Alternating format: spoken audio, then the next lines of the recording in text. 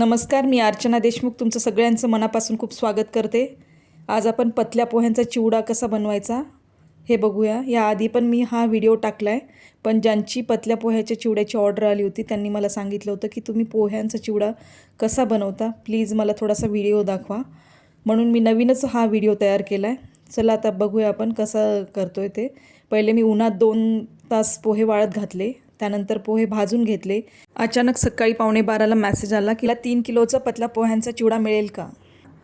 आणि मी म्हटलं हो मिळेल उद्या, पण असं ठरवलं की जाऊ दे उद्या कशाला द्यायचा।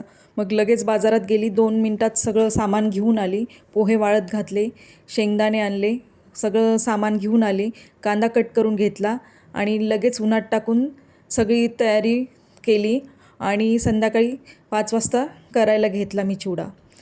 तर प्रत्येक आपण कसे भांडे वापरतो आणि नीटनेटकेपणा कसा ठेवतो हे कस्टमरला मला दाखवायचं आहे।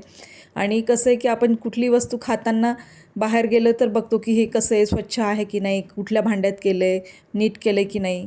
आणि खाणाऱ्याला पण वाटलं पाहिजे की किती स्वच्छ काम आहे आणि नीटनेटकेपणा आहे। तुम्ही बघू शकता व्हिडिओमध्ये आपण एकदम छान क्वालिटीचे भांडे वापरलेत करण्यासाठी आणि सगळं साहित्य पण एकदम नीट आणि स्वच्छ कट करून धुवून वापरलेलं आहे। आणि तुम्ही बघू शकता की तिन्ही कस्टमर आपले खूप म्हणजे खुश आहेत की त्यांना टेस्ट पण खूप आवडली आणि आपली क्वालिटी पण खूप आवडली। त्यांनी मनापासून थँक्यू म्हटले।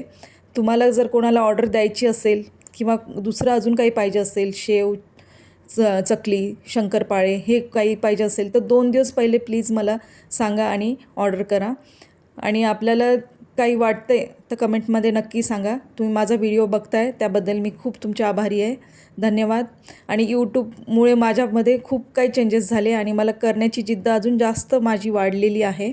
आणि खरं तर यूट्यूबचा सपोर्ट असल्यामुळेच मी एवढं पुढे जाऊ शकली आणि आज मला सोशल मीडियामध्ये सगळेजण ओळखायला लागले आणि त्यामुळे मला खूप ऑर्डर्स मिळत आहेत। आणि अशाच भरभरून ऑर्डर तुमच्या आशीर्वादाने मिळू द्या आणि लवकरात लवकर चांगले कस्टमर्स मला मिळू द्या। आणि माझे कस्टमर खुश झाले तरच मला करण्यात मजा येईल। आणि जे काही आपण करतो एकदम प्रेम ओतून खायचे पदार्थ आपण मनापासून केले तर सगळ्यांना आवडतात। माझ्या चॅनलला सबस्क्राईब, लाईक करा। थँक्यू।